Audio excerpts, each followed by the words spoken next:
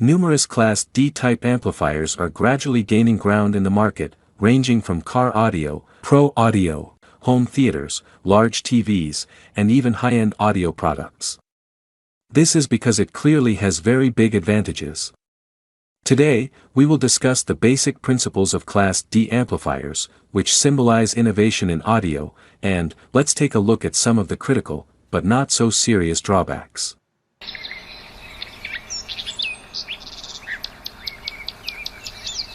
What are the electrical characteristics of a Class D amplifier operated by pulse width modulation signal processing? The amplifier you see is the Fosi Audio MC331. This is a hybrid amplifier that uses two small vacuum tubes. Due to their physical characteristics, Class D amplifiers are very small in size compared to their output power. And generally, external switching power supply is standard for cheap products. The one used here has a power capacity of 100 watts. Let's turn it on. This can only be done by remote controller, which can be a bit inconvenient. After powering on and waiting about 10 seconds, the scope will begin to respond. In other words, it has been proven that the two vacuum tubes mounted on this amplifier are not just decorations. Something amazing happened. As you can see, a thick noise band appears on the scope screen. I turned it off and on again, but the result was the same. The voltage of noise is a whopping 0.2 volts. This is a figure that is never acceptable in general audio. I checked the frequency of the noise just in case. The results were exactly as I predicted. As someone who majored in electronic engineering, I analyzed this phenomenon as follows. Generating noise at 600 kHz is the fate of Class D amplifiers. As PWM means, a general audio signal is modulated with a very high frequency pulse, so the amplitude of the signal is converted to the width of the pulse as shown in the figure. Conversely, when returning a pulse signal to the original audible signal, transient and switching noise are inevitable. Therefore, no matter how good the low-pass filter performance is, it cannot completely remove these two types of noises. Second, due to its nature, Class D amplifiers are inevitably sensitive to the quality of the power supply. As pointed out earlier, this amplifier has an external switching power of 24 volts and 4 amps, this means that the power supply itself contains lots of switching noises. This noises intervenes in the process of amplification.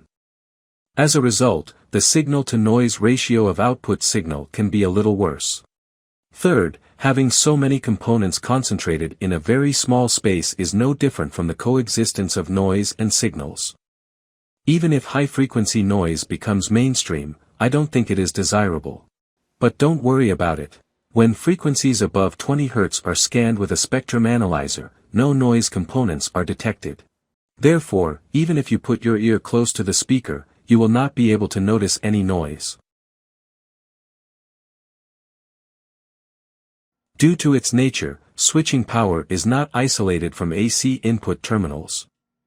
Therefore, if you use it with computers, monitors, multiple amplifiers, network streamers, which has the same type of power supply, you may face unexpected risks. I use a 1-to-1 isolation transformer on my oscilloscope to protect a lot of equipment and amplifiers under test. Before measuring frequency characteristics, I will scan frequencies above 20 kHz.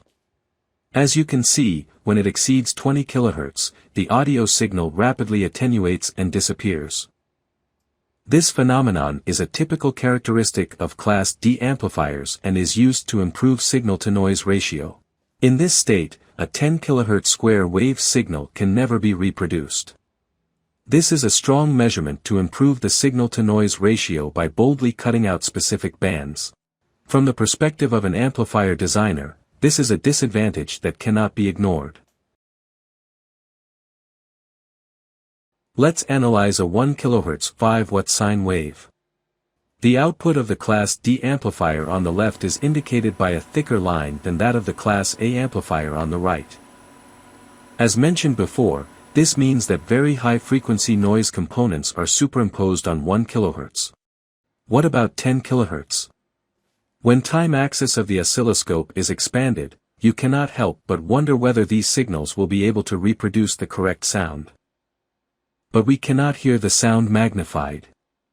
I would like to express this as a differential state in mathematics. The finely differentiated sound is recognized as the original sound through an integration process in the human auditory system.